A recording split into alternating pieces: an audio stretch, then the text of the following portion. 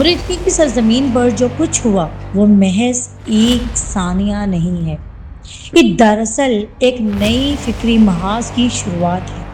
ایک طرف پاکستانی عوام کے جذبات کو دبایا گیا اور دوسری طرف میڈیا کے ذریعے اسرائیل کی امن پسندی کو اجاگر کیا گیا۔ یہ دو واقعات بظاہر مختلف نظر آتے ہیں، مگر حقیقت میں یہ ایک عالمی منصوبے کے دو چہرے ہیں۔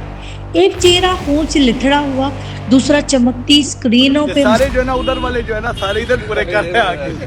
ویری ویل ڈن یار، you people have made us proud.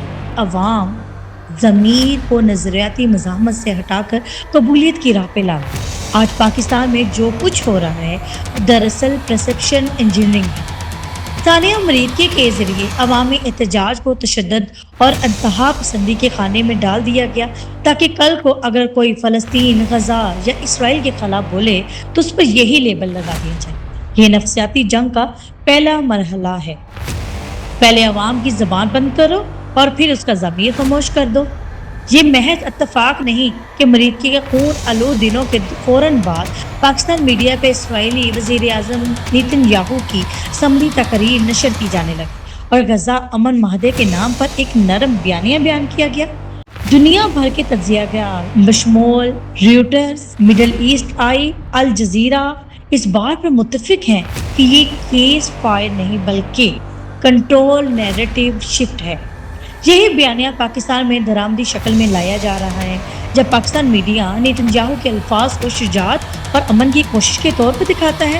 اس لمحے فکری تسلیم کے بیج بوئے جا رہے ہیں۔ یہی حکمت عملی ابراہم اکورڈ یعنی 2020 کے دوران دیکھی گئی جب متحدہ عرب امارات، بحرین، مراکش اور سوڈان نے امن معاہدے کے نام پر اسرائیل کے ساتھ تعلقات قائم کیے تھے۔ یہ وہی اسکرپٹ ہے جو اب جنوبی ایشیا میں آزمایا جا رہا ہے اور پاکستان اس نئے پیس نارملائزیشن فریم ورک کا اگلا ہدف ہے۔ ریاستی پالیسی کا رویہ بھی اس بیانیے کے عین مطابق نظر آ رہا ہے۔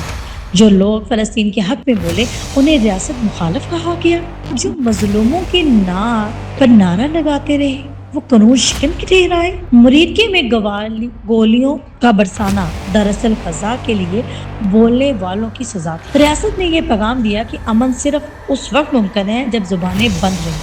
یہی اسرائیل کا فلسفہ ہے، جو بولے وہ دشمن، جو خاموش رہے وہ محب وطن۔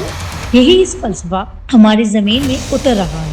دوسری طرف عالمی سطح پر پاکستان پر سفارتی دباؤ بڑھ رہا ہے۔ اس کے علاوہ IMF کی شرائط، واشنگٹن کے سگنلز، خلیجی ریاستوں کا سیاسی وزن سب پاکستان سے ایک سافٹ لائنمنٹ چاہتے ہیں۔ یہ دباؤ ظاہر نہیں کیا جا رہا مگر اس کے اثرات زمینی سطح پر نمایاں ہیں۔ ریاستی خاموش، میڈیا کی مہم اور عوامی مزاحمت کا تشدد، یہ سب ایک ہی لائن میں بندے واقعات ہیں۔ جو قوم اپنے نظریے پہ قائم نہ رہے دنیا اسے اپنی مرضی کا ایجنڈا قبول کروا دیتی ہے۔ اب سوال یہ ہے کہ حکومت آخر کیا حاصل کرنا چاہتی ہے؟ کیا چند سفارتی فائدوں کے بدلے اپنے نظریاتی تشخص کو قربان کرنا، یا مریدکی کے شہداء کی قربانیوں کو بلا کر ہم اسرائیل کو امن کا مرکز بنا لیں؟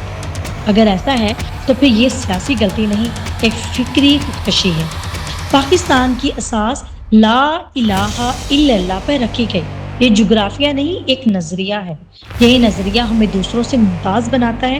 اگر ہم نے اس نظریے کی بنیاد پر سمجھوتا کر لیا تو ہماری سرزمین تو باقی رہے گی مگر روح پاکستان مر جائے۔